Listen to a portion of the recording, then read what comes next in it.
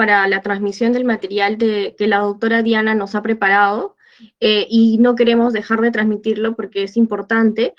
Las disculpas del caso. Sin embargo, quiero ir dando algunas indicaciones. Por favor, para el registro de sus asistencias, indicar sus nombres completos y la corte a la cual solicitaron la certificación. También se les solicita nuevamente apagar sus micros y sus cámaras, por favor. Estaremos en un momento iniciando con la doctora Diana. Gracias.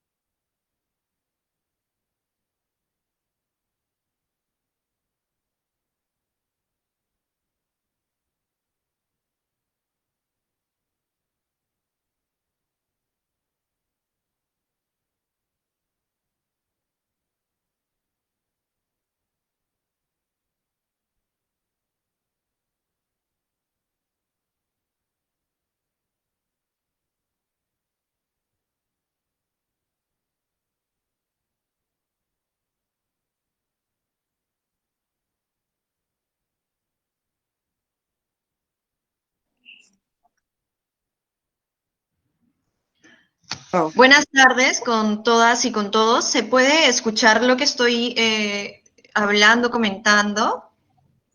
Sí, se escucha fuerte y claro. Muchas gracias. Sí, se escucha. Perfecto. ¿Ustedes me pueden ver? No, no podemos ver No. más que te escuchamos. No. Ok. No, solamente escuchamos. Gracias.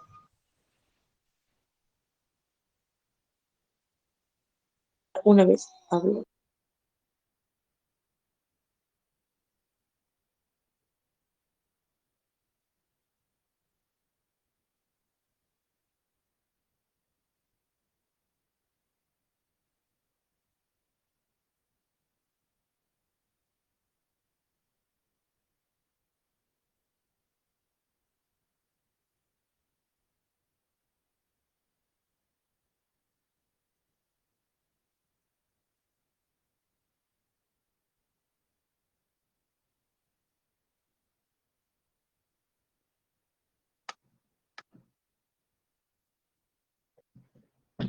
Bien, buenas tardes.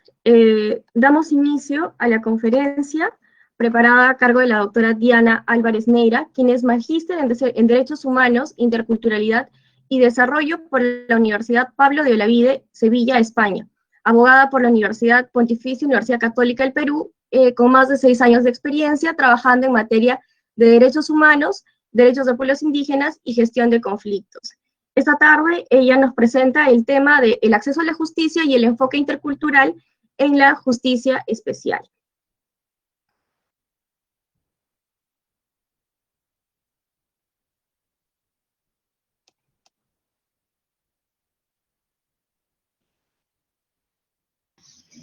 Gracias, Freya, por la presentación. Me van a disculpar, buenas tardes con todos y con todas. Muchísimas gracias por la puntualidad. Al parecer hay un problema tecnológico y no se puede conectar la cámara ni en mi celular ni en la computadora. Y Freya les va a compartir la presentación y yo la voy a ir comentando con ustedes. Entonces, en cuanto Freya la comparta, yo empiezo. Ok, ahora la comparto.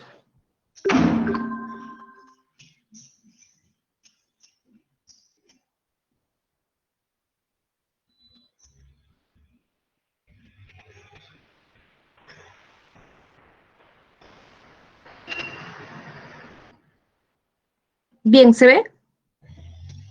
Está cargando. Ok.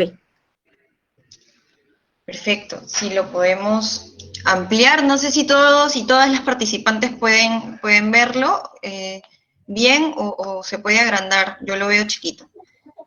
Sí ¿Sí se ve. ve? Pasamos entonces, Frelia, iniciamos con la presentación. Igual veo que son un montón de participantes. Entiendo que todos son jueces de paz, ¿verdad? Sí, y también tenemos público en general que están asistiendo. En realidad es una conferencia sensibilizadora de este tema. Ok. Y bueno, esto estaba en principio pensado exclusivamente para el público objetivo por el que me invitaron, para los jueces de paz. En principio, entonces, empezamos con esta, digamos, gran afirmación, ¿no? El Perú, país pluricultural. Y como ustedes deben conocer, en el inciso 19 del artículo 2 de nuestra Constitución Política, se señala que todas las personas tenemos como derechos fundamentales el de nuestra identidad étnica y cultural, y que el Estado reconoce y protege justamente esa pluralidad étnica y cultural. Pero, ¿qué significa que el Perú sea pluricultural? Pueden ir escribiendo y eso sí puedo ir viendo.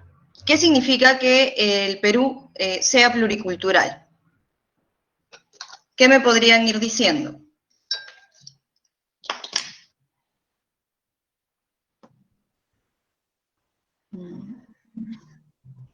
Y si no, alguien abre el micro. Eric, de repente que sí me escuchaba en la primera parte.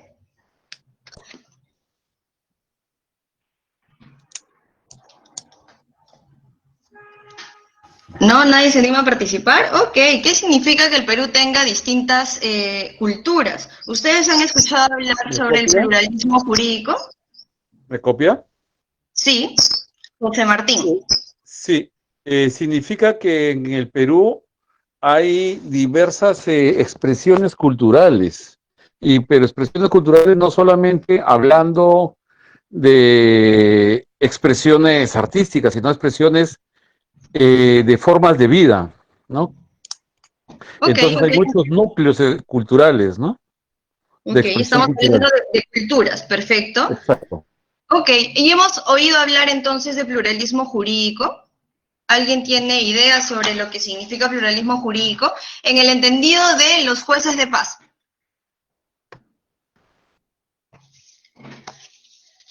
Pasemos, Frelia, a la siguiente lámina, por favor. A ver, generalmente se tiene la idea o la concepción de un Estado único, ¿no? El cual se va a regir en un solo espacio geográfico en donde extiende justamente su jurisdicción, su gobierno.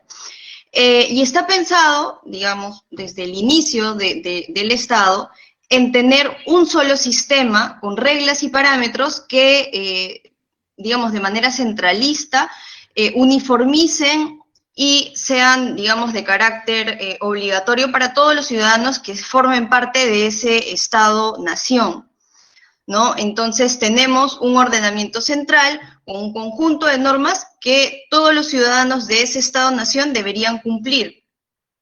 Sin embargo, hemos visto, digamos, con el desarrollo y la evolución de este Estado-nación, que este no reconoce los límites que tiene justamente este centralismo, ¿no? Ni acepta justamente que en muchas partes de todo su gran territorio muchas veces no llega o es ausente. Y el Perú, como comentaba José Martín hace un momento, tiene mucha riqueza de diversidad cultural. No vamos a llamarla solo en expresiones culturales, ¿no? Sino en población, en grupos humanos. Entonces, y en lo que un poco decía él, en pobladores, en culturas, en diferentes formas de ser y de organizarse que tienen estos grupos. Y es justamente a partir de esos contextos en los que vamos a empezar a hablar sobre pluralismo jurídico. Pasamos a la siguiente, por favor.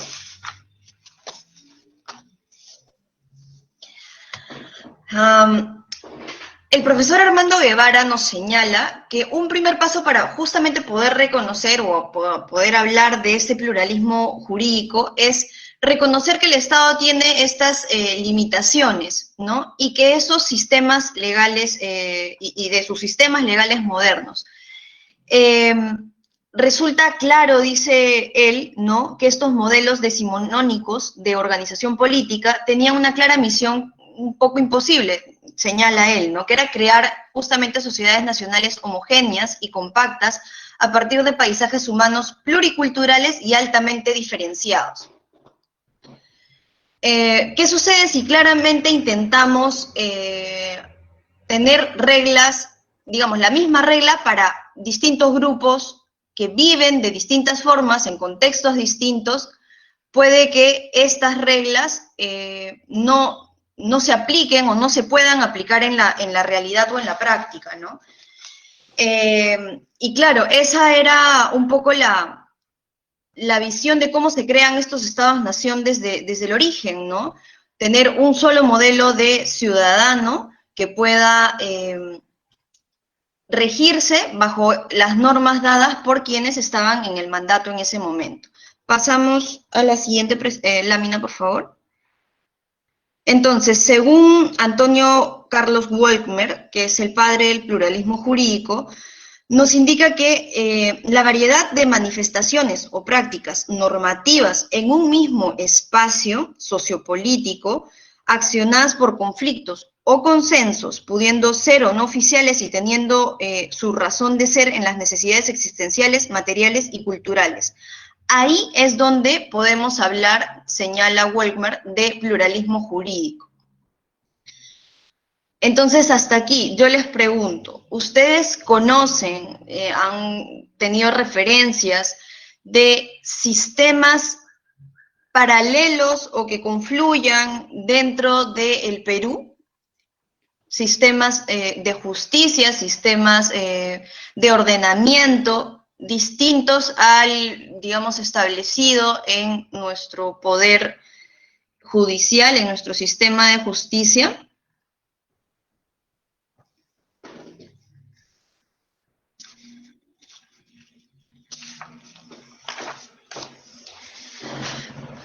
De hecho, los jueces de paz, los ronderos, me dice aquí alguien que salió. Claramente, sí, los ronderos, como dice Miguel, las comunidades nativas, las comunidades campesinas, y justamente son los jueces de paz este primer peldaño del Estado que justamente vincula a estos grupos que estén organizados, sea en comunidades, sea en rondas, en distinto tipo de formas de organización, y en sus propias realidades con los sistemas estatales, ¿no?, del Poder Judicial en este caso. Pasamos a la siguiente y redondeamos la idea sobre pluralismo jurídico. Entonces, el pluralismo jurídico podemos decir que se da en un mismo espacio y tiempo, y que tenemos varios órdenes legales que actúan en paralelo a los sistemas jurídicos o de derecho, que no se desprenden de decisiones o imposiciones del Estado, sino que nacen justamente de grupos que por su realidad y contexto, como los que acaban ustedes de mencionar en el chat, tienen la necesidad de imponer reglas de comportamiento diferentes a las del Estado. Lo que puede darse o porque no conozcan las normas de este, o porque en realidad, como les decía hace un rato, no son aplicables ni descriptivas de su realidad. Y sí, digamos, hay casos en los que estos diferentes ordenamientos no solo coexisten, sino que también interactúan. Esta interacción es la que se ha tratado y se sigue tratando de desarrollar desde el Poder Judicial con los jueces de paz y con sus oficinas de la UNAJUP, la ODAJUP, con el tema de la justicia intercultural, ¿no?, que es esta coordinación entre estos sistemas paralelos y o que coexisten en un mismo espacio y que se integran o complementan, ¿no? Pasamos a la siguiente, por favor. Entonces, aquí volvemos a los ejemplos, ¿no? Pueden existir, como les decíamos, muchos ejemplos que grafiquen lo que estamos abordando, lo que estamos comentando. Entre ellos están los que han mencionado, pueblos indígenas, comunidades campesinas, rondas campesinas, pero también podemos, digamos, encontrar estas formas de tener reglas de convivencia distintas en otros grupos que no necesariamente están, digamos, vinculados con la justicia especial, ¿no? Como por ejemplo en asentamientos humanos, de las limas de los jueces de paz que entiendo están participando aquí, muchos de estos asentamientos humanos han desarrollado sus propias reglas de convivencia entre ellos. Recuerdo que hace 3 semanas o un mes posiblemente, a raíz de los reportajes dominicales por el tema de COVID, sacaron una nota sobre una comunidad, un asentamiento que estaba en uno de los balnearios hacia el sur, y que ellos justamente habían, o digamos, cómo habían sobrevivido y que ahí no ha habido ningún contagio hasta el momento, valorando un poco las reglas que se habían establecido de convivencia entre ellos, ¿no?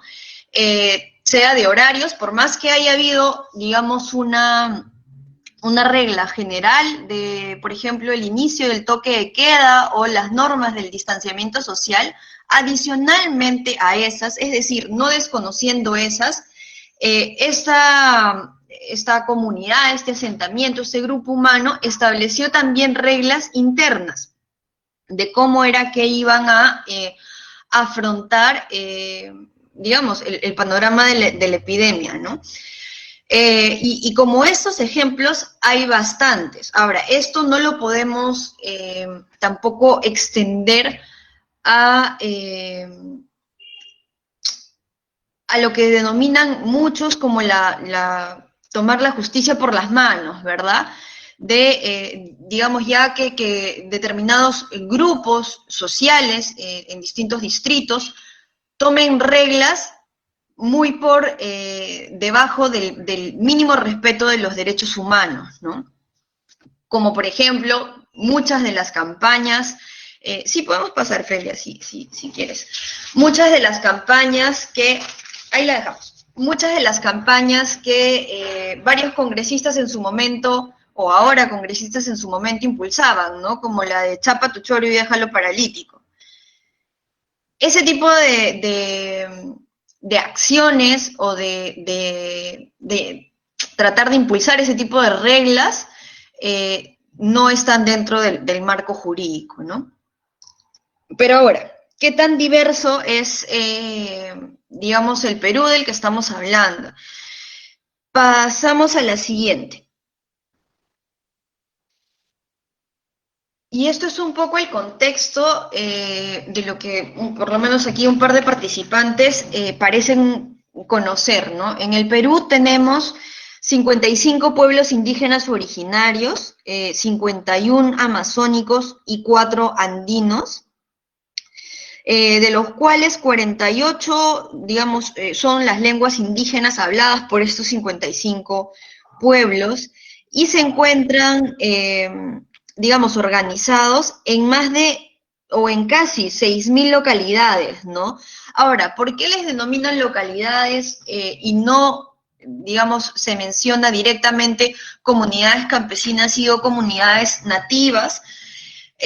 Porque justamente para la normativa internacional que rige este tema de los pueblos indígenas originarios, que no es materia específica de esta exposición, se señala que no importa justamente cuál sea la denominación de estos pueblos indígenas originarios, ni cuál haya sido su forma de organizarse, así esté reconocida legalmente o no. Entonces, podemos encontrar que varias comunidades campesinas o nativas se han podido organizar en distritos, en conjunto. Todo un distrito puede pertenecer a un pueblo indígena o originario, y por no, digamos, tener la denominación o estar inscritos o registrados como comunidades campesinas y o nativas, no dejan de pertenecer a estos pueblos indígenas originarios. Por eso es que se les ha denominado en la base de datos de pueblos indígenas del Ministerio de Cultura como localidades. Pasamos a la siguiente, y si seguimos con el tema de lo solicitado, ¿no? Qué tan diverso, en todo caso, es el Perú, ¿no? En el año 2017, en el Censo Nacional, por primera vez se incluyó la pregunta de autoidentificación étnica. Y se le preguntó justamente a las personas mayores de 12 años cómo se sienten según sus costumbres y sus antepasados. Y adicionalmente se agregó la pregunta sobre lengua materna a aquellas personas mayores a 3 años. ¿Cuál fue el resultado de este censo del 2017? Pasamos a la siguiente, por favor. Los resultados nos arrojan que el 26% del total de esos peruanos, digamos, censados, se autoidentifica como parte de algún pueblo indígena o originario. Esto nos da, digamos, una cifra de aproximadamente 6 millones de peruanos y peruanas. Entonces, todas estas expresiones de digamos que son grupos muy minoritarios que prácticamente ya casi no existen en el Perú, con esta pregunta del censo del 2017, más bien nos da, digamos, señales de lo plural que es nuestro país y de justamente cómo esta diversidad debería gestionarse, porque es a partir de, ustedes saben, de un poco los datos, las cifras, ¿no? La identificación de los sujetos, de los grupos humanos, que se pueden en realidad formular las políticas públicas de manera más efectiva y eficiente. Pasamos a la siguiente lámina.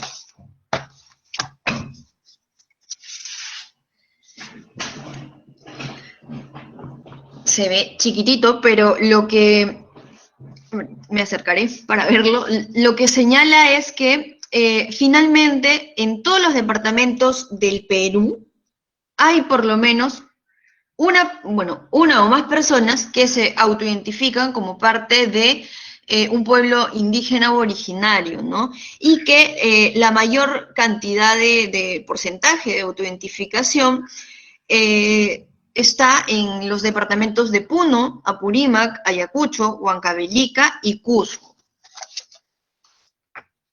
Pasamos a la siguiente. Como les decía,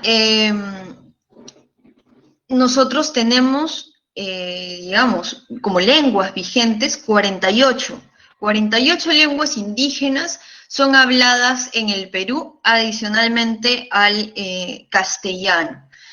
Ya, digamos, han extinguido, ¿no? 37 lenguas originarias, y en estas 48 es que el Estado debería implementar sus distintas políticas, como lo vamos a desarrollar más adelante. ¿Cuáles son las lenguas indígenas más habladas? Tenemos al quechua, al aymara, al xáninca y al ahuajún. Ahora, ahí hacerles un pequeño comentario.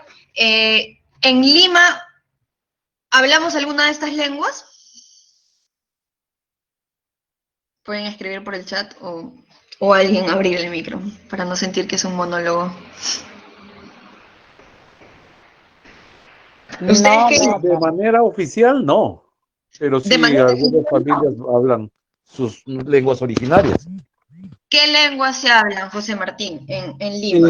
Yo he escuchado mucho quechua, también hay que entender que tenemos diversos quechuas, ¿no? Quechua huancaílica, de Cusco, de Apurímac, de Huancayo, ¿no?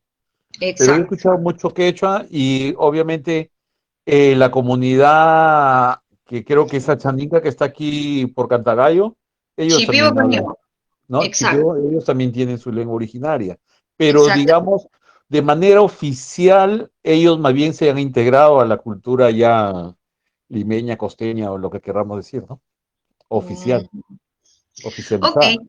De manera oficial, las lenguas oficiales en el Perú son el quechua, el aymara y el castellano, ¿ya? Según nuestra constitución. Pero el dato importante que les iba a mencionar es que, así como ha señalado José Martín, que los Shipibo-Conibo están, digamos, aquí en Cantagallo, en Rímac, en Lima, en donde siguen replicando sus costumbres y sus formas de organización aquí en la capital de Lima. El quechua, digamos, en Lima tiene un distrito en el que más se habla, y ese es San Juan del Lurigancho. ¿Sí? San Juan del Lurigancho, que es un distrito sumamente grande, es el distrito en el que más se habla quechua en todo el país. Y eso tiene que ver con lo que ustedes por chat estaba viendo que estaban comentando, porque claramente ha habido bastante migración en algún momento. Pasemos a la siguiente lámina, por favor. Pero aquí yo les hago una pregunta un poco tendenciosa, ¿no? ¿Para qué hablar quechua o alguna otra lengua indígena si ya saben castellano? Con esta lógica hegemónica, ¿no? De tener un solo Estado-nación, unas solas reglas para absolutamente todos los ciudadanos que habitan en este Estado, ¿para qué habría que garantizar o hablar alguna otra lengua que no sea el castellano? Porque no todos estamos, digamos, en aras de ser todos homogéneos, todos iguales, para no perder su identidad como pueblo indígena originario, ¿ok? Sí. No, ese es registro de asistencia, ok, podemos pasar, Frelia, al video, por favor. Voy con Frelia a presentarles esta parte del video. A ver si lo podemos agrandar. Y después de este video, que es un poquito ejemplificador, ustedes sacarán algunas conclusiones. Ok, Diana, disculpa, ¿se puede ver? Sí, yo lo estoy viendo. Ya, Yo lo estoy ok. viendo. Entonces lo transmito. Ok.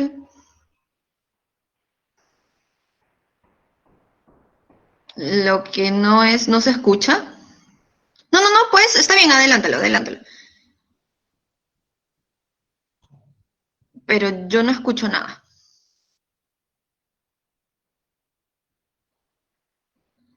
Esa es la parte del video, pero no se escucha. A ver, permíteme.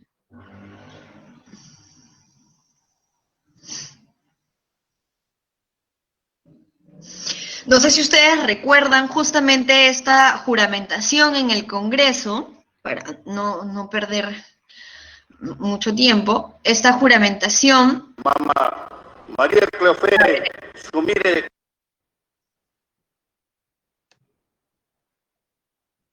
Sí, ya está, ahí está bien, no lo pongas desde el inicio.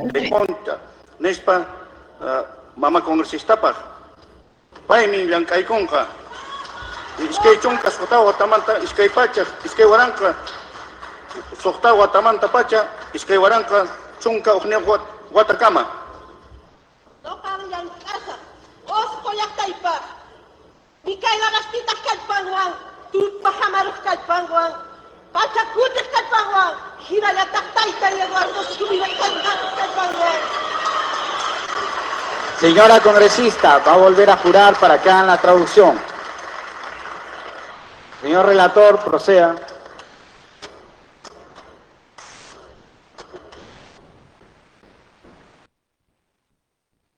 Señora congresista electa, jura usted por la patria cumplir fielmente sus deberes y obrar en todo conforme a las normas constitucionales, legales y reglamentarias vigentes y guardar secreto en los asuntos así calificados. Ajiat. Ajiat, mamá congresista. tu pahamarus kallpanwan, Villana Castilla kallpanwan, hinallata pachakutik kallpanwan. Ama suwa, ama kayla, vidita.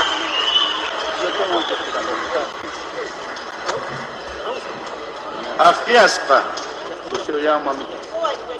Afiaspa mama congresista, tokoy sungkoy kiwang, yan llaqtanchis rayku, hurankichu, yan kanasimichuraykoyta, imayna hatun kamachikunan isqanmanta hina. Ari, no cambian casas postuladas.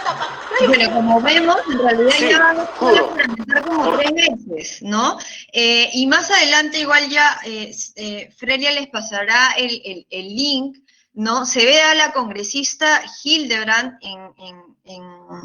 que claramente se supone, ¿no? Es una persona destacada en el mundo lingüístico, ¿no? Complicarse sobremanera respecto a la juramentación en quechua, y que no era posible que estuviese pasando eso en el Congreso, ¿no? No querían, digamos, ellos parar hasta que la congresista María Sumire juramentara en castellano, ¿no? Aun cuando el quechua es una de las lenguas oficiales del Perú, en la Constitución. Y esto no ha pasado hace mucho, que será 10 años y esto, creo. Es del 2012, 2006. Ya. Pasamos regresamos a la lámina, Frelia, por favor. Ok, ¿se ve? Sí. Si lo agrandamos, creo, porque lo veo chiquito. Otro ejemplo. Claro, es una total falta de respeto, Zuli, pero ahí no queda un poco este tema, ¿no? Tenemos otra lámina que nos señala una portada de un periódico burlándose de la otra congresista quechua hablante, Hilaria Supa, y claro, con el titular, ¿no? Supa no supo.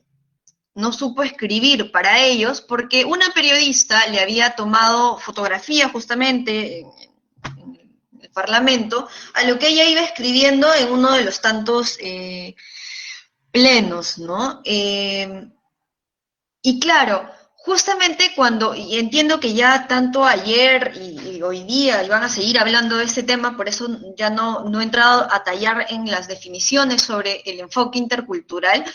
Tiene que ver con justamente reconocer al otro, a la otra persona, valorarla y respetarla de igual a igual, ¿no? En estas láminas, un poco lo que les hemos querido demostrar es que aquí claramente no existía el enfoque intercultural, 1, 2, que siempre se parte justamente de esta superioridad, ¿no? De esta superioridad que es centralista. Del castellano es mejor, de determinadas normas y tipos de reglas, de formas de ser y de organizaciones son mejores que otras, ¿no?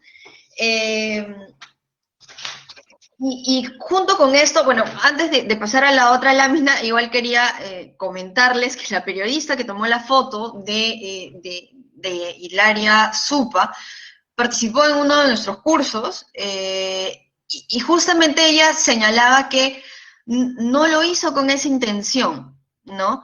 Que ella tomó la foto como parte de ver qué cosa estaba escribiendo, ¿no? Como parte de saber, pero que finalmente su editor, el que termina un poco decidiendo qué cosa es lo que se pone o no en los periódicos, quiso utilizar esa fotografía para denigrar a Hilaria Supa, ¿no? Y digamos, esto va de la mano con lo que sigue. Avancemos, por favor, Frelia. Ok, Diana. Nos quedan 20 minutos, más o menos. Sí. Y eso que yo estaba queriendo, vamos a avanzar más rápido. Sí. Nada, A ver, ¿dónde es que las personas han señalado que han recibido, han sufrido mayor discriminación, ¿no? Lo sorpresivo de esta encuesta de Ipsos, publicada también, si no me equivoco, en el 2018, por encargo del Ministerio de Cultura, es en lugares públicos, en un hospital o posta, en una comisaría, en una municipalidad, y después viene, digamos, el centro laboral o colegio, ¿no? Pero lo más, digamos, complicado de afrontarnos a los resultados de esta encuesta es que finalmente las personas se han visto más discriminadas por su forma de hablar, por su lengua, por cómo se viste, en lugares donde, digamos, es el Estado quien debería garantizar este respeto a los derechos fundamentales, al derecho a la identidad, el derecho a la lengua y otros. Avancemos, por favor. Avancemos. Solo para que les quede igual como dato, ¿no? Nosotros tenemos la ley de lenguas indígenas originarias, que justamente fue impulsada por estas dos excongresistas cusqueñas, Hilaria Sup y María Sumire, que sí se aprobó en el Congreso y que señala, avancemos, Frelia, que el Estado debe empezar a implementar sus servicios públicos en la lengua indígena u originaria predominante del lugar en donde esté brindando el servicio público. Con esta ley, claramente todos tienen, las personas que hablen una lengua indígena u originaria, el derecho a ejercer sus derechos lingüísticos tanto individual como colectivamente, sean en espacios públicos y o privados, ¿no? Y todo el tema de garantizar la traducción e interpretación en los distintos ámbitos, además de lo que les estaba comentando, de empezar a implementar los servicios públicos en la lengua predominante del lugar en donde se brinden. Avancemos, por favor, 2 láminas. Ahora, esto, digamos, no se ha quedado, digamos, ahí, ¿no? Se han empezado a judicializar justamente estos derechos, ¿no? Y así, el 2017, en Huaraz, en Ancash, en Carhuaz, no en Huaraz, una municipalidad hizo firmar a una vendedora ambulante, una analfabeta y quechua hablante, un documento por el cual ella decía, o digamos, cedía a ya no vender más los insumos que ella ofrecía al público, ¿no? El problema fue que claramente le hizo firmar este compromiso en castellano, ¿no? Y ella no era consciente de qué era lo que estaba firmando. Pasemos, por favor. A partir de esto, avancemos 2 láminas. El Tribunal Constitucional justamente dispuso que los ministerios correspondientes, Educación y Cultura, puedan publicar el mapa etnolingüístico del Perú, y esto está de la mano con poder seguir implementando, porque, digamos, en estos derechos sociales y culturales, el principio es lo progresivo que van estos implementándose. Entonces, que esto pudiera coadyuvar en la implementación de ir brindando los servicios en las lenguas indígenas originarias, ¿no? Avancemos.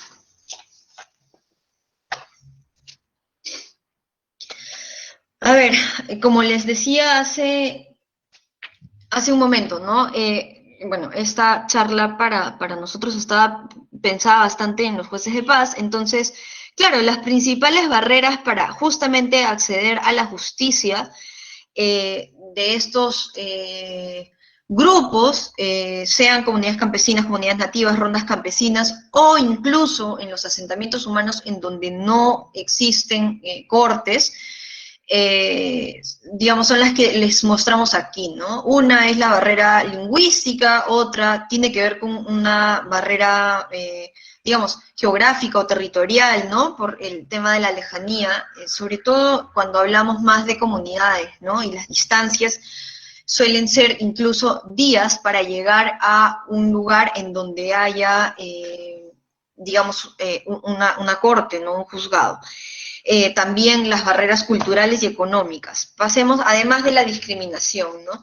Y son los jueces de paz, que espero todavía sigan conectados, los que ayudan a que estas barreras, digamos, se vean eliminadas con la cercanía que tienen con estas poblaciones.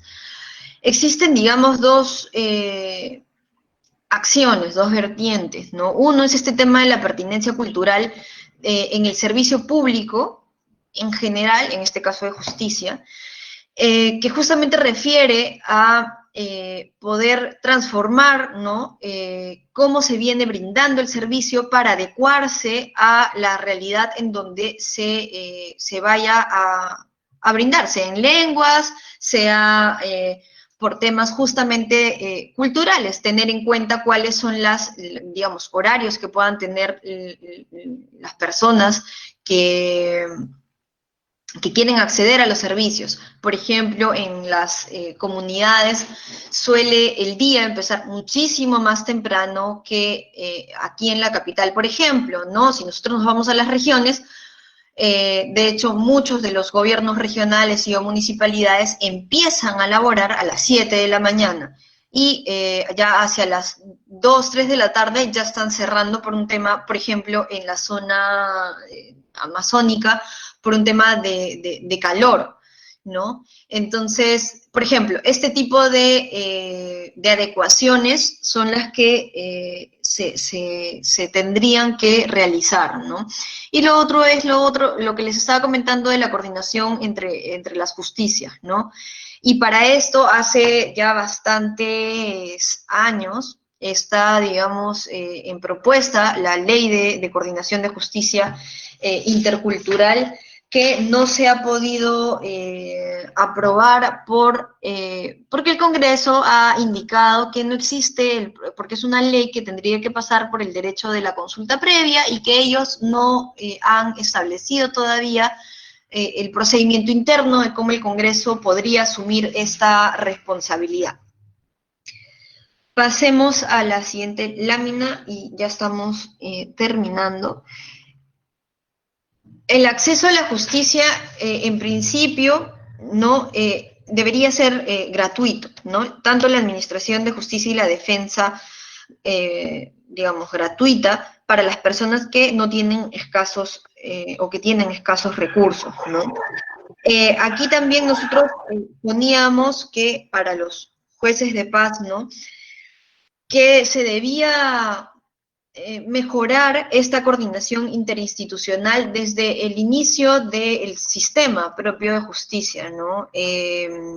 Desde la Policía Nacional, desde el Ministerio Público y el propio Ministerio de Justicia y Derechos Humanos a través de la Defensa Pública, ¿no? Que, digamos, puede estar ligado a sus acciones o a sus actividades a través de brindarles asistencia legal, a través de dándoles el acompañamiento, haciendo campañas, o pudiendo justamente apoyarlos en la gestión de conciliación que muchas veces hacen estos jueces de paz, ¿no? También la mediación intercultural o cultural. Entonces, esto es algo que sí creo que se podría afianzar un poco más desde las ODAJUP y la ONAJUP, para que los sistemas estén, digamos, más integrados, ¿no? Y claramente creo que debería haber una conexión entre los jueces de paz, las prefecturas distritales y las autoridades comunales, porque son estos la primera base de, digamos, de autoridades de estos grupos poblacionales, ¿no? Eso es todo, Frelia, al público. Bien, Diana, muchas gracias por la ponencia tan interesante. Tenemos algunas preguntas, si, si prefieres que se abra el micro, como se estaba participando. Como lo prefieran, yo igual estoy leyendo sus comentarios, como lo prefieran ustedes, ¿no? Igual como han venido participando ya José Martín, Eric, Zuli, que los he podido ir viendo. Bien. Claro, sí, que era lo mismo que ya te habían comentado. Bien, entonces entiendo que no hay preguntas. Agradecemos a la doctora Diana Álvarez por su ponencia tan interesante, por habernos hecho reflexionar exactamente sobre la interculturalidad y la necesidad de adaptarnos a esta realidad, ¿no? Entonces, agradecemos, Diana, tu ponencia. Lamentamos que no se te haya podido ver. Sí, Sin lo embargo, lamento bastante, en ha verdad. sido muy, muy valioso lo que nos has mencionado esta tarde. Muchas gracias. Muchas gracias con todos. Yo los dejo con el profesor también, Gustavo Zambrano, que entiendo que ya debe estar por ingresar. Aprovechenlo bastante también. Cualquier cosa para los jueces de paz, Frelia, yo encantada de que les des mi correo, digamos, el de la PUC, para que ellos puedan igual entrar en contacto. Creo que hay varias acciones que ellos digamos, podrían hacer y que en verdad todos los ciudadanos, ciudadanas deberíamos estar para apoyar en su gestión, porque es una gestión gratuita, es una gestión, digamos, bastante loable, porque es reconocido el valor que ellos tienen en la comunidad, son elegidos por eso. Así que desde ya, en realidad, muchísimas gracias a ellos por la labor que realizan, ¿no? Así es. Entonces, si me lo solicitaran, yo lo voy a remitir. Muchas gracias nuevamente, Diana. Y quisieras solicitar al doctor Gustavo Zambrano, si pudiera abrir su micro y su cámara, por favor, para continuar con nuestra ponencia. ¿Qué tal? Muy buenas noches. Buenas noches, doctor. Bien, continuamos. Por favor, ya, gracias. Bien, presento al doctor Gustavo Zambrano, que nos acompaña esta noche. El doctor es abogado por la Pontificia Universidad Católica del Perú, magíster en ética aplicada y negocios por la Universidad de Linköping, en Suecia. Es especialista en derechos humanos, en particular en temas de pueblos indígenas, gestión ambiental, gestión territorial y cambio climático. Muy bien, doctor, lo dejamos con su ponencia. Muchísimas gracias, Frelia, por la invitación. Agradezco la oportunidad. Yo he preparado una presentación PowerPoint. Quisiera ver si la puedo compartir. Sí, claro. Puedes simplemente compartirla. Ya, a ver cómo se hace eso. Acá abajo de la pantalla aparece una opción que dice presentar ahora. Sí. Y escoge compartir la pantalla y el PPT que usted haya preparado. Bien. Okay. ¿Ya se está compartiendo? Sí, está cargando. Ahora sí, ya se puede ver, sí, exacto. Ok. Bueno, muchísimas gracias y buenas noches a cada uno de los presentes. Bueno, mi nombre es Gustavo Zambrano. Yo estoy invitado para hablar un poco acerca del tema del enfoque intercultural en la administración de justicia. Entiendo que ustedes han tenido ya tres charlas anteriores, donde el eje central ha sido el tema de la interculturalidad. No quisiera volver a repetir sobre esos temas, pero me parece importante ir resaltando algunas cosas que seguramente van a ir concatenándose entre cada una de las exposiciones. En primer lugar, no podemos dejar de hablar del tema del reconocimiento constitucional que se tiene hacia las autoridades que administran justicia en el ámbito especial, ¿no? Principalmente hablamos de comunidades campesinas, comunidades nativas y que cuentan con el apoyo de las rondas campesinas. Entonces, un primer tema que debemos señalar es que desde la Constitución ya se presenta el escenario de las jurisdicciones especiales con las que el Poder Judicial tiene que coordinar. ¿no? Este reconocimiento, además, concatenado y de manera sistemática, debe ser interpretado con el reconocimiento de las comunidades nativas y campesinas como parte de esta pluralidad étnica y cultural de la nación, que además se refuerza bajo lo establecido en el artículo 19 de la libertad que tienen los individuos de poder ejercer el derecho a la identidad cultural y no ser discriminados ni vivir situaciones de racismo, ¿no? Entonces, estamos en un escenario primero donde estamos frente a el reconocimiento de la diversidad cultural. Y partamos por ahí, ¿no? El Perú es un país pluricultural y multiétnico, 55 pueblos indígenas, 48 lenguas originarias. Entonces, el punto es que el primer tema es que el Estado peruano reconoce la diversidad cultural. Y como parte de ese reconocimiento, de la diversidad cultural, se reconoce la manifestación que tienen estas culturas a través del establecimiento de sus maneras propias de administrar justicia. Y en ese sentido, la jurisdicción especial lo que nos va a poner es sobre el escenario de otro sistema de justicia, ¿ya? Es un escenario de pluralismo jurídico en el que un tipo de administración de justicia, que es la jurisdicción especial, se va a encontrar con otro tipo de administración de justicia, que es el de la jurisdicción especial. Estamos frente a un escenario de dos tipos de administración de justicia que se ven en la obligación de tener que coordinar. Entonces, el escenario de la diversidad cultural nos plantea entonces la exigencia de establecer el cumplimiento de una serie de obligaciones respecto a cómo se debe llevar a cabo esa coordinación. Y como lo mencioné hace un rato, el primer punto sobre el cual debemos partir es la importancia de reconocer esa diversidad cultural con la que va a articular, con la que va a coordinar la administración oficial, ¿no? La administración estatal. Entonces, ahí deberíamos hacernos una pregunta, y la pregunta es, ¿qué tanto conocemos esa diversidad o qué tanto la involucramos en los procesos de decisión en los que estamos inmersos, ¿no? Frente a ello, la pregunta inicial también debería ser, ¿quiénes ejercen estos derechos? ¿No? Y como lo había mencionado, lo que se reconoce es a esta diversidad étnica y cultural que está evidenciada a través de ámbitos jurisdiccionales de comunidades campesinas y comunidades nativas. Como lo mencioné, el artículo 19, el inciso 19 del artículo 2 del texto constitucional, lo que hace es reconocer con amplitud la idea justamente de la existencia de esta diversidad cultural.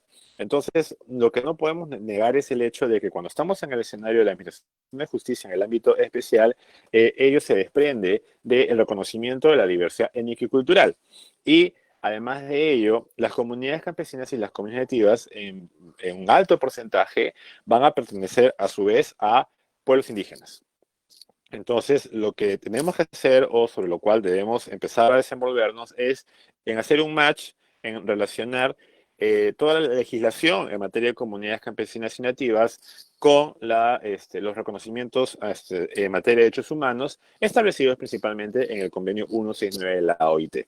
En tanto, varias, si no muchísimas, de las comunidades campesinas van a formar parte de pueblos indígenas andinos, y en el caso de comunidades nativas, si hay un mayor nivel de amplitud, casi todas, por no decir todas, a su vez van a formar parte de pueblos indígenas amazónicos. Pero, ¿por qué no hablo en absolutos? Porque una de las cosas que el Estado peruano se ha obligado en materia de cumplimiento de derechos humanos de pueblos indígenas es establecer el cumplimiento de identificación. Tiene que identificar a quienes se les va a reconocer los derechos establecidos en el convenio 69. Cierto es que los pueblos indígenas que habitan dentro de las fronteras nacionales tienen un criterio de autoidentificarse como pertenecientes a una cultura distinta, pero ello no descarta la obligación del Estado peruano de llevar a cabo procesos de identificación para tener claridad de a quiénes se le va a reconocer el ejercicio de los derechos colectivos de los pueblos indígenas, principalmente establecidos en el convenio 69. Entre estos, el derecho a la consulta previa, el derecho a las tierras y territorios, a que los pueblos indígenas puedan decidir sobre sus prioridades de desarrollo. Entonces, en ese proceso de llevar a cabo el cumplimiento de sus obligaciones en materia de identificación de pueblos indígenas en el ámbito nacional, lo primero que tenemos que tomar en consideración son los criterios de identificación establecidos en el convenio 19. En primer lugar, los criterios objetivos y luego el criterio subjetivo. Con respecto a los criterios objetivos, el convenio señala la letra y luego voy a la lectura. El presente convenio se aplica a los pueblos en países independientes, considerados indígenas, por el hecho de descender de poblaciones que habitaban en el país o en una región geográfica a la que pertenece el país en la época de la conquista, la colonización o el establecimiento de las actuales fronteras estatales, y que cualquiera que sea su situación jurídica conservan todas sus propias instituciones sociales, económicas, culturales y políticas o parte de ellas.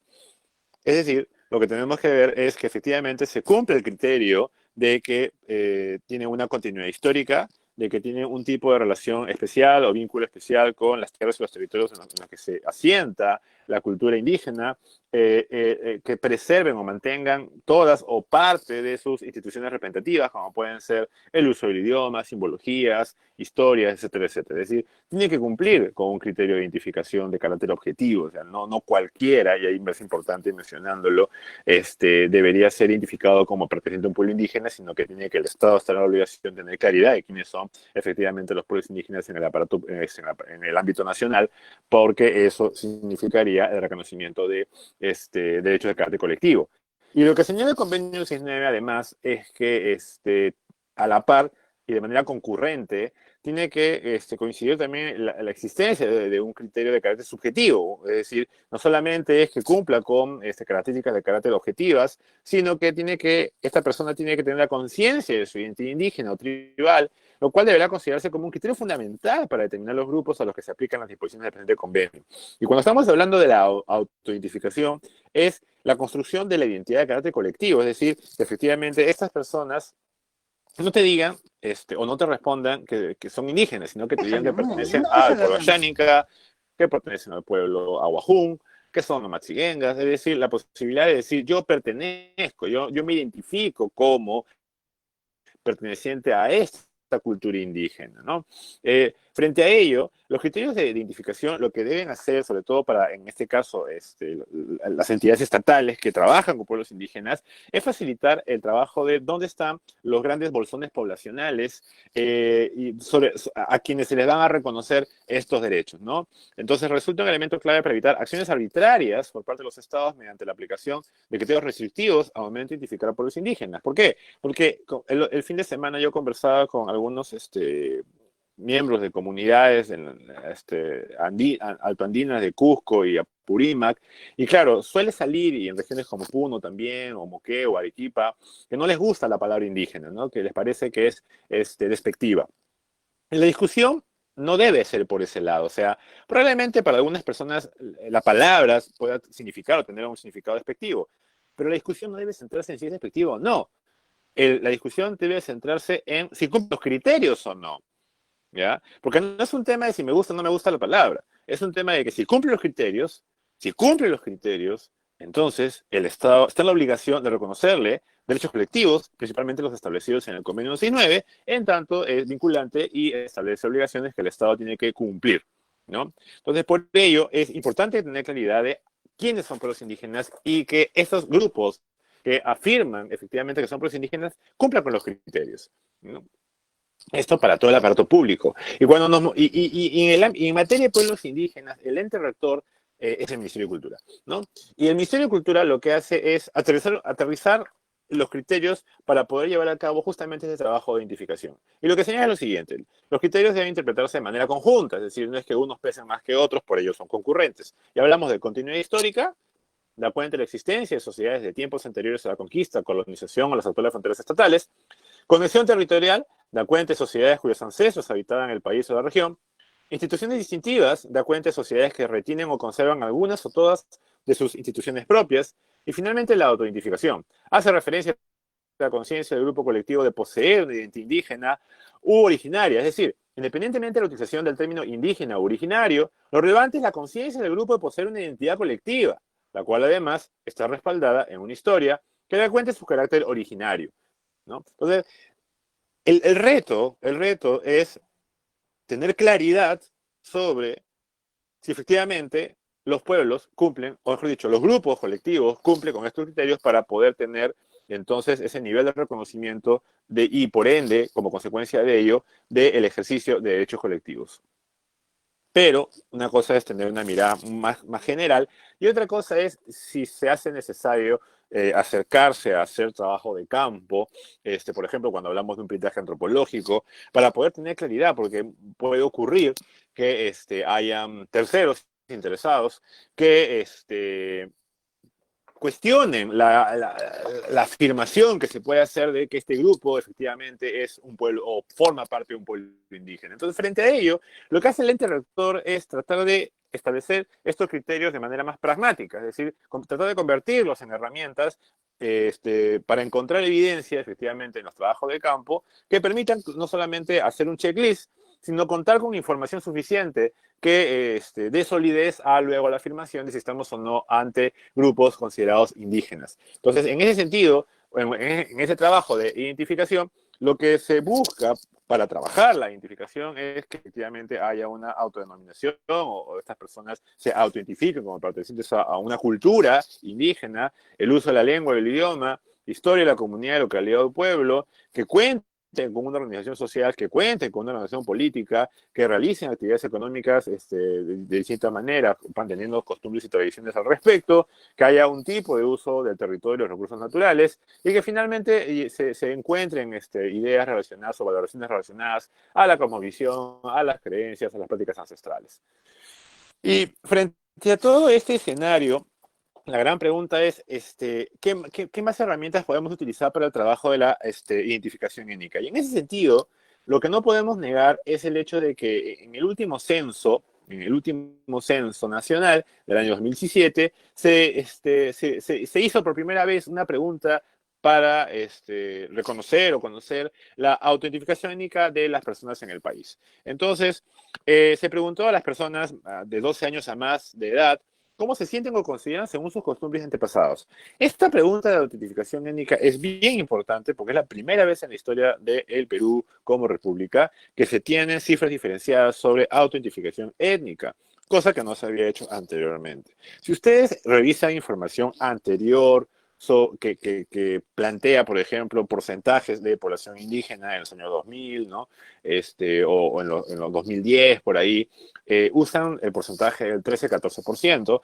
pero ese porcentaje no es de autoidentificación, ese porcentaje es el de lengua indígena. Se hacía la comparación de que si hablaban una lengua indígena, entonces, como consecuencia lógica, eran personas pertenecientes a pueblos indígenas, pero no es así, no es lo mismo. Una cosa es hablar una lengua, tener una lengua indígena como lengua materna, y otra cosa es la autentificación étnica. Pueden jugar en pared en diversos escenarios, por supuesto, pero la autoidentificación me lleva a elementos más adicionales a tomar en consideración que solo el hecho de la lengua materna. Y en el caso de la autoidentificación étnica, lo que se buscaba era saber si las personas se autoidentificaban como pertenecientes principalmente a un pueblo indígena y también a la población afroperuana, porque tiene que haber alguna cuestión de a qué cultura te identificas tú, con qué cultura o con qué cultura tú compartes los ideales, los intereses y las valoraciones. Y el resultado de esta pregunta fue que el 30% de la población nacional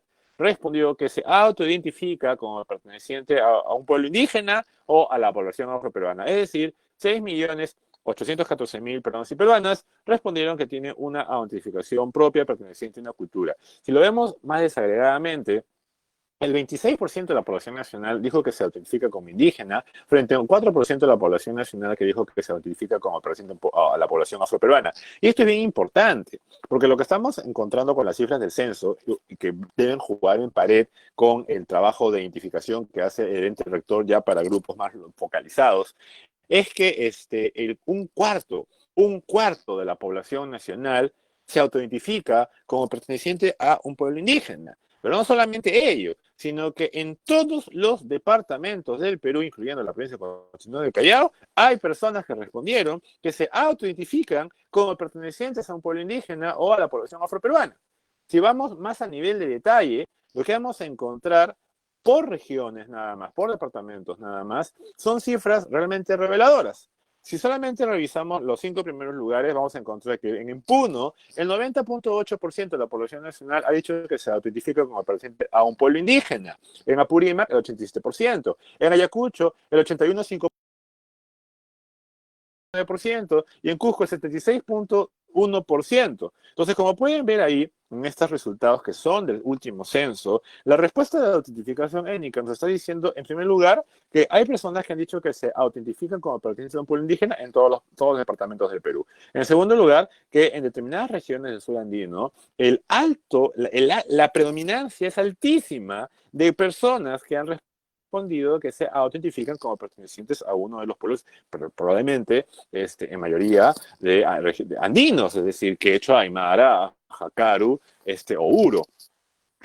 Y también vamos a ver que hay concentraciones de la población afrodescendiente en las regiones como pueden ser Tumbes con el 11.5%, Piura con el 8.9%, La Libertad con el 7.4%, Lambayeque con un 8.4%, es decir, en esas regiones, y si voy desagregando a provincias, a distritos, hay que repensar de qué manera brindar aquellos servicios que brinda el Estado, ¿no? Entonces, lo que yo voy a tener es, por un lado, información respecto a identificación que tiene que llevar a cabo el ente rector para saber qué localidades efectivamente cumplen con los criterios de identificación en materia de pueblos indígenas como colectivo. Y por otro lado, voy a tener información respecto a grandes bolsones de la población nacional, respuestas más de carácter individual, donde presumiblemente haya coincidencia de que efectivamente esas personas se superponen con el mapa de los mapas que maneja el Ministerio de Cultura. Mientras que en el caso de lengua materna, el 16% de las personas respondió que tiene como lengua materna una lengua indígena originaria de las 48 que tenemos. Es decir, 4.500.000 peruanos y peruanas tienen como primera lengua, como lengua con la cual aprendieron a hablar, a comunicarse, una lengua indígena. De ese 16%, el 85% respondieron que hablan quechua. El 10.1% respondieron que hablan aymara como lengua materna, o tienen el aymara como lengua materna. El 1.6% tienen el ayánica como lengua materna y el 1.3% tienen el aguajún como lengua materna. Si lo vemos por regiones, lo que vamos a encontrar es que hay una alta predominancia de personas que tienen como lengua materna probablemente sea el quechua en Apurímac, al señalar que el 69.9% de las personas en esa región tienen como lengua materna una lengua originaria o indígena. En Puno, el 68.9%, en Huancavelica, el 64.3%, en Ayacucho, el 62.6%, en Cusco, el 55.1%. Entonces, solamente revisando las cifras de lo que es autoidentificación y lenguas originarias, ya tenemos suficiente información que debe ser contrastada y sumada a la información que se encuentra en la base de datos de pueblos indígenas que identifica más localidades. ¿Dónde está la diferencia?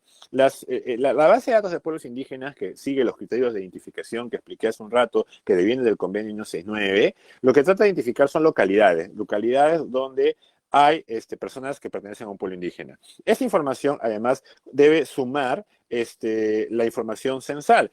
La información censal no reconoce localidades, reconoce presencia de pueblos indígenas a nivel de distritos, provincias y regiones. Entonces, lo que yo voy a tener es un cruce entre una localidad que puede ser un centro poblado, una comunidad campesina, una comunidad nativa, un caserío, un barrio, ¿no? Y otra cosa que yo voy a decir, este barrio, esta localidad, esta comunidad, este caserío, como les digo, forma parte de un pueblo indígena. Y por otro lado voy a decir que en este distrito, en esta provincia, en esta región, el porcentaje de personas indígenas es tanto, el número de personas indígenas es tanto. Entonces, el trabajo es de tratar de cruzar ambos niveles de mapa, ¿ya? Lo que vamos a encontrar, por ejemplo, es que a nivel nacional hay 55 pueblos indígenas originarios, se hablan 48 lenguas indígenas originarias, hay 51 pueblos indígenas amazónicos, hay 7 pueblos indígenas andinos, y el punto es que de ese gran total, 2.159 comunidades nativas han sido identificadas como pertenecientes a pueblos indígenas, 3.866 comunidades campesinas han sido identificadas como pertenecientes a pueblos indígenas, 1.268 localidades que no son ni comunidad campesina ni comunidad nativa han sido identificadas como pertenecientes a pueblos indígenas. ¿Y por qué es importante esto? Porque si ya están reconocidos en la base de datos como indígenas, entonces, como consecuencia lógica, son indígenas y se le aplican los derechos colectivos de pueblos indígenas, entre estos ya el tema de la jurisdicción especial. Entonces, deberíamos manejar ese tipo de cifras. Es importante preguntarle al ente rector, en mi distrito, en mi jurisdicción, cuántas personas indígenas hay, qué lenguas hablan. ¿Por qué? porque ya tú vas a tener no solamente identificados cuáles son las localidades y comunidades campesinas, por ejemplo, sino también cuál es el porcentaje, cuál es el número de personas que podrían recibir el servicio que yo estoy brindando, ¿no? Acá vamos a hacer un paréntesis, una nota a pie de página. A nivel nacional hay casi 7.000 comunidades campesinas. Sin embargo, en la base de datos solamente se han logrado identificar a la fecha 3.866. Significa que todavía hay una brecha de identificación de casi 3.000 comunidades campesinas, lo cual significa que sobre esas 3.000 comunidades campesinas aún no se tiene información a nivel de certeza que si pertenecen o no a pueblos indígenas. Probablemente lo sean, no estoy diciendo que no lo sean, lo que pasa es que a nivel del Estado peruano no se puede afirmar así con certeza y con seguridad porque no se tiene información al respecto. Por eso es que, si ustedes recordarán, en un momento se señaló que se iba a cerrar la brecha de identificación. Pero no es por un tema de la actividad extractiva, sino porque están siendo más vulnerables respecto a que no sabemos si se reconocen o no derechos de pueblos indígenas y de qué manera se van a implementar. Hay que hacer también mención al hecho de las rondas campesinas en este proceso de administración de justicia con enfoque intercultural, porque aquí lo que tenemos que tomar en consideración, y ustedes lo han revisado estos días, es que todavía existe, o puede existir todavía, debate respecto, en cada vez menos, ¿no? Pero igual no podemos decir que ha desaparecido, respecto a si efectivamente se puede considerar como pueblos indígenas. Y ahí es todo un tema de debate. ¿Por qué digo que es un tema de debate? Porque una cosa es que efectivamente se haya reconocido que pueden aplicar jurisdicción especial, ¿ya? Y otra cosa es que formen parte de un pueblo indígena. Se encuentra el nivel de discusión sobre el cual todavía nos encontramos, no se ha cerrado ese debate, ¿ya? Probablemente lo sean. El problema está que no han brindado suficiente información como para que efectivamente se pueda afirmar que forman parte de un pueblo indígena, ¿ya? ¿Dónde está la dificultad? La dificultad está que la legislación de pueblos indígenas reconoce colectivos que pertenecen a culturas indígenas. Entonces, la ronda campesina es un colectivo que tiene que afirmar que pertenece a una cultura indígena, ¿no? Y si pertenece a una cultura indígena, entonces no habría ningún problema. Pero la entrada de análisis tiene que darse desde ahí, ¿no? De si efectivamente estamos frente a culturas indígenas o que la ronda pertenezca a una cultura indígena y de qué manera ello. Y luego, el enfoque que se busca, pues, a sumar en la reflexión para poder llevar a cabo el trabajo que se realiza en materia de administración de justicia, pero también en políticas públicas, en gestión de diversos tipos, en salud, en educación y en diversos otros escenarios, es el de interculturalidad. Cuando hablamos de interculturalidad, lo que no podemos dejar de lado es lo siguiente. Primero, que presupone dinámica entre las culturas. Hace un rato mencionaba, en el 149 lo que se señala es la necesidad de la coordinación entre sistemas de justicia. Coordinación entre sistemas de justicia. Entonces, cuando hablamos de la palabra coordinación, estamos hablando de la generación de espacios de diálogo intercultural entre los dos sistemas de justicia. Entonces, deberíamos empezar a entender la coordinación más desde ese enfoque.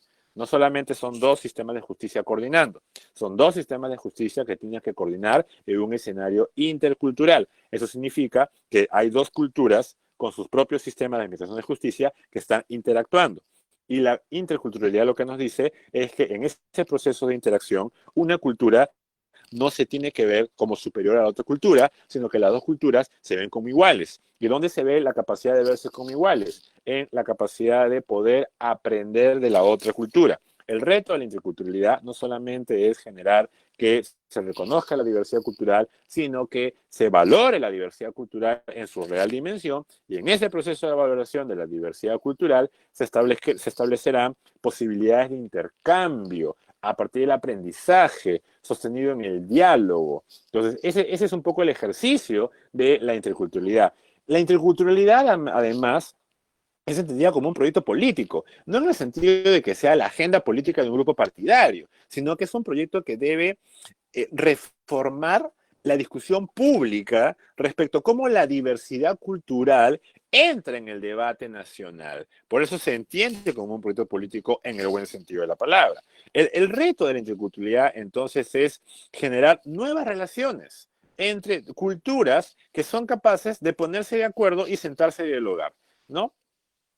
Y además de ello, no solamente debemos entender la interculturalidad como un concepto, sino tratar de referirlo a ello como un enfoque, es decir, aterrizarlo a una cuestión mucho más práctica. Y lo que apunta el enfoque es a generar condiciones para que al menos esas dos culturas que están interactuando sean capaces de encontrar puntos de acuerdo que salgan del diálogo, que se construyan de forma participativa entre ambas miradas culturales y permitan llegar a acuerdos que puedan ser cumplidos por ambas partes, ¿no? Que sería la esencia de la consulta previa, si lo vemos desde esa mirada, ¿no?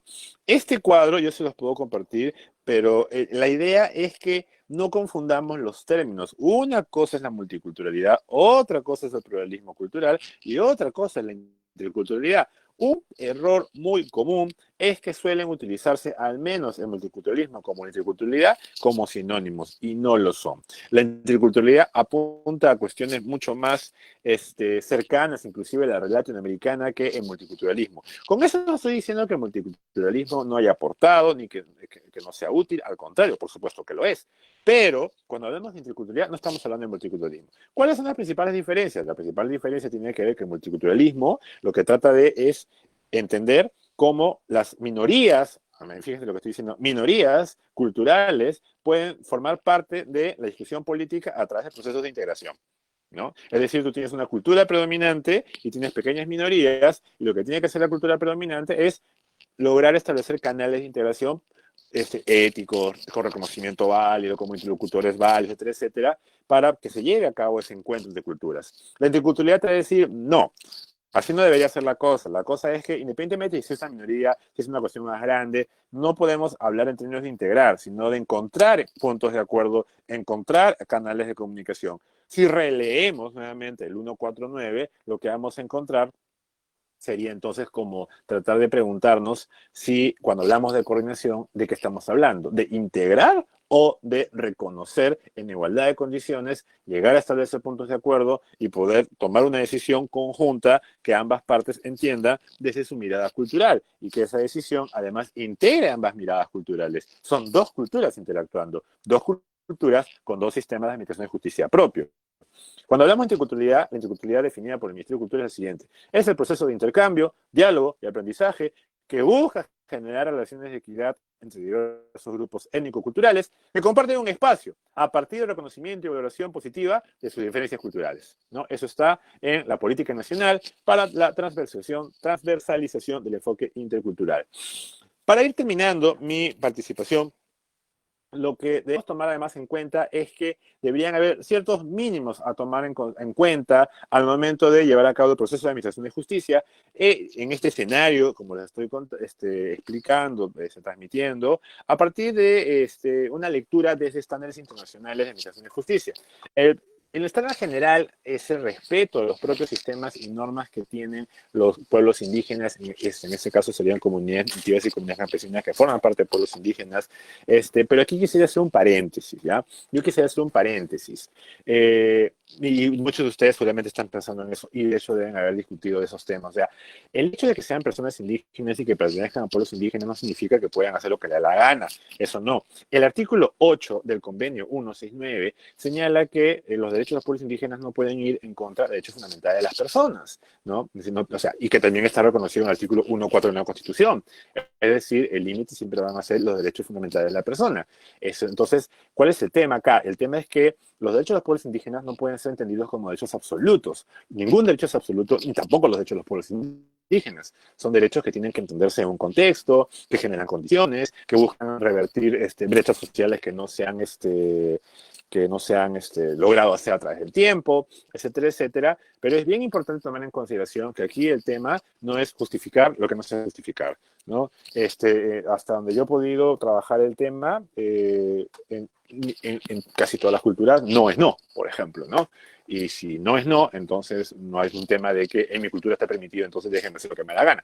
Haciendo ese disclaimer, entramos al tema de los estándares internacionales. Y los estándares internacionales deben tomarse en cuenta como estos cauces sobre los cuales debemos interpretar la acción del Estado, ¿no? Y uno de los primeros estándares que deberíamos tomar en consideración es el de los delitos culturalmente motivados, ¿no? Los delitos culturalmente motivados serán aquellos comportamientos que pueden ser considerados delitos desde la perspectiva formal de la legislación penal, pero que resultan, como se ha mencionado, aprobados socialmente por el grupo étnico al que pertenece o pronadas por este. Y aquí y ustedes seguramente tendrán experiencia o lo habrán visto, no solamente es decir que esa persona no entiende que es delito porque en su cultura no es delito, ¿ya? Si yo llego a ese nivel de reflexión o de conclusión, yo tengo que tener evidencia para poder saber si efectivamente eso que yo digo que es delito en esa cultura no lo es. El peritaje antropológico es la principal herramienta que me puede servir para ello. El peritaje antropológico no está pensado, no debería estar pensado para justificar la situación que está ocurriendo allí en esa sociedad culturalmente distinta, sino el peritaje antropológico debería servir al operador de justicia para saber si eso es cultural. Si eso es cultural, si efectivamente eso que me dice todo el mundo que es una cultura, o pertenece a una cultura. Esa es la idea. Entonces, el delito culturalmente motivado es como que una alerta que me dice, debería ser un poco más cuidadoso para ver si efectivamente estoy frente a un escenario donde elementos culturales pueden estar presentes o no. Ya sea porque hay presencia de pueblos indígenas, ya sea porque hay predominancia por los resultados del censo. Es decir, debemos tener mucho mayor nivel de evidencia sostenida, por ejemplo, cifras estadísticas que nos permitan decir si efectivamente yo puedo llevar a cabo un análisis de la necesidad de pensar de los delitos culturalmente motivados y de alguna manera utilizar el peritaje antropológico. Luego está el estándar del derecho a un intérprete. Toda persona tiene derecho a expresarse en su propia lengua, siendo esta una parte importante de la expresión de su identidad cultural. Si hemos visto los resultados del censo respecto a la identificación y también el de lengua materna, una primera cosa que deberíamos tomar en cuenta es cómo yo debería garantizar este mínimo establecido o este estándar internacional establecido, si es que no cuento con información sobre cuántas personas hablan lenguas originarias en la jurisdicción en la cual yo me desenvuelvo. Y un tercer tema tiene que ver con las medidas alternativas al encarcelamiento como un estándar. No significa que, los estándares no significa que tengas que aplicarlos siempre, sino que tienes que tomarlos en consideración para ver si los puedes aplicar y si te pueden servir, ¿no? Es como que motiva tu respuesta de si estás en un escenario donde hay personas involucradas en la comisión de un delito, si efectivamente el estándar te guía para ver cómo haces una cuestión más intercultural, si lo quieres ver así, pero eso no significa no llevar a cabo la toma de decisión, ¿no? O la sentencia correspondiente. Cuando hablamos de las medidas alternativas al encarcelamiento, las Naciones Unidas, en un informe ya del año 2013, señala: durante la reclusión, las personas de pueblos indígenas pueden tener más probabilidades de ser objeto de segregación y de ser confinadas en instalaciones de máxima seguridad y pueden ser mantenidas en condiciones deficientes, con acceso insuficiente a los servicios básicos. Además, el encarcelamiento puede causarles problemas particulares debido a la separación de la familia, la comunidad y la cultura. Entonces, como les digo, no es solamente por ser indígenas que ya no los voy a encarcelar, sino es si efectivamente, debido al encarcelamiento y las cuestiones culturales que tiene esa persona que constituyen su identidad, pues deberían ser elementos de juicio que me permitan evaluar, a ver si tengo alguna alternativa al respecto, ¿no? Nada más de mi parte, perdonen si he tratado de abarcar varios temas y nada, lo dejo ahí. Muchísimas gracias.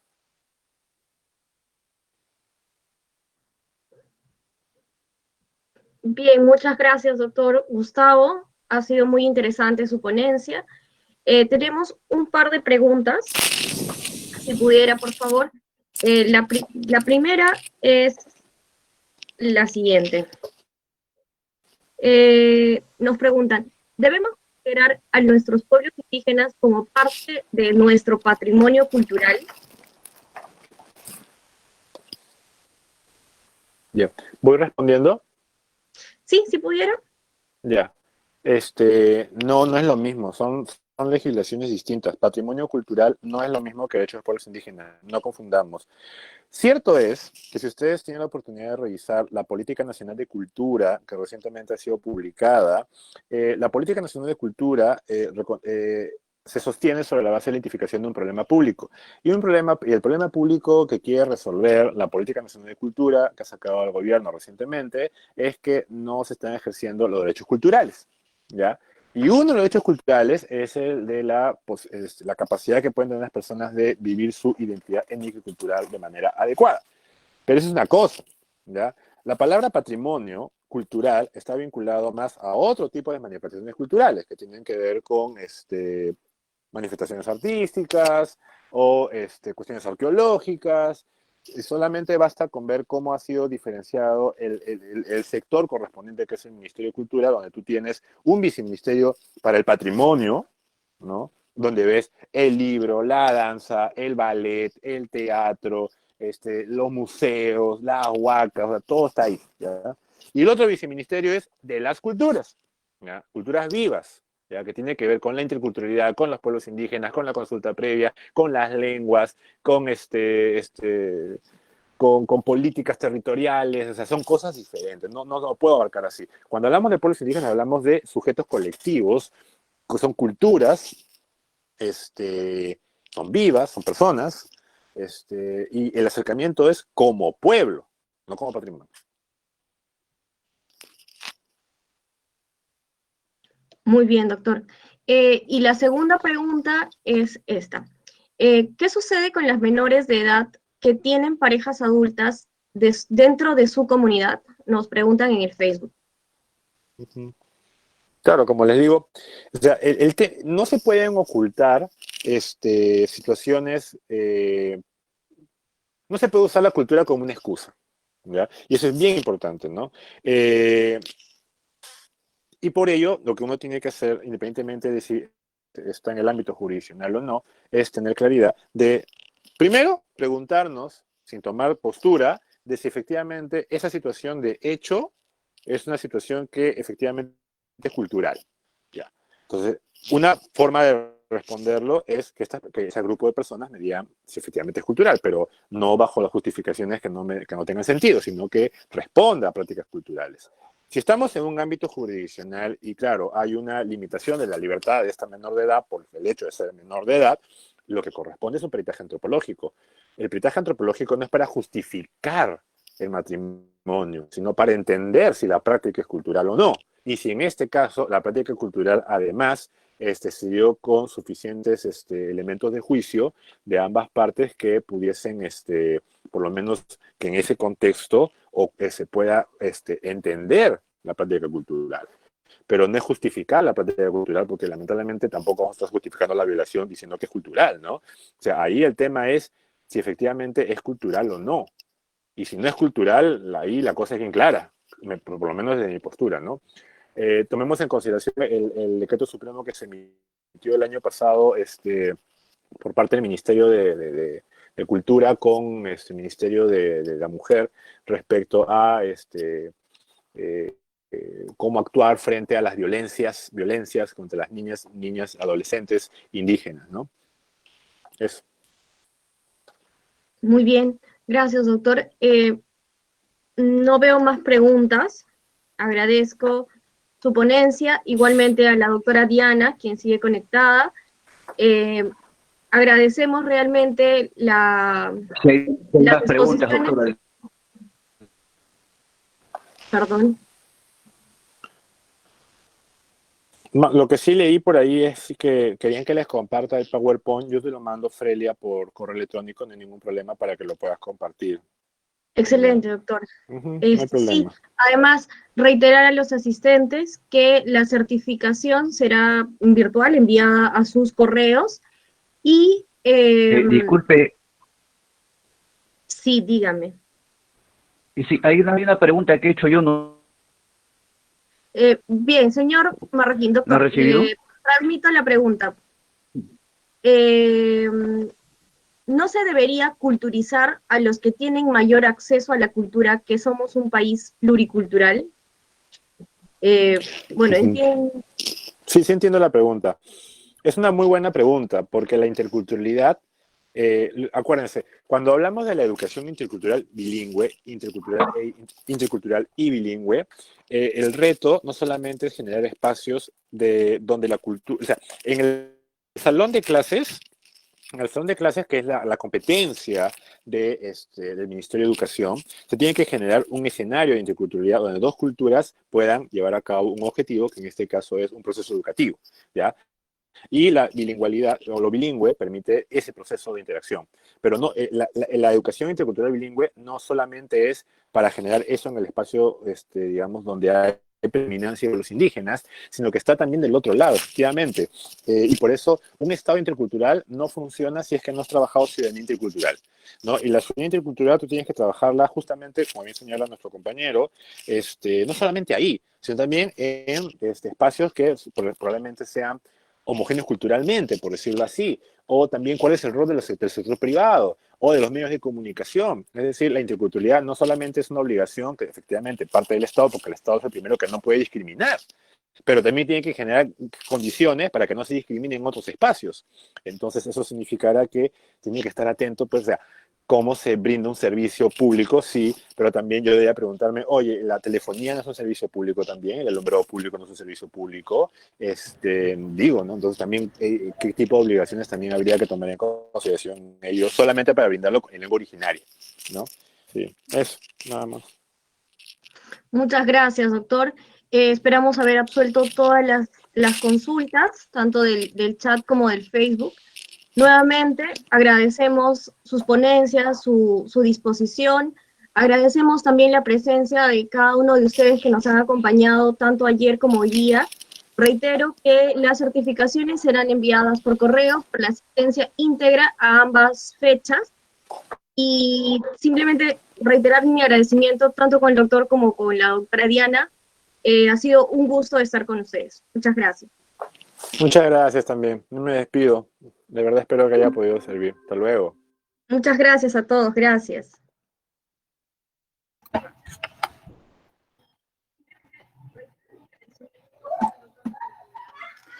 Gracias, Freira. Gracias a los ponentes de este ciclo de conferencias del día de ayer y hoy. Han sido ponencias muy interesantes y muy enriquecedoras para conocer la interculturalidad.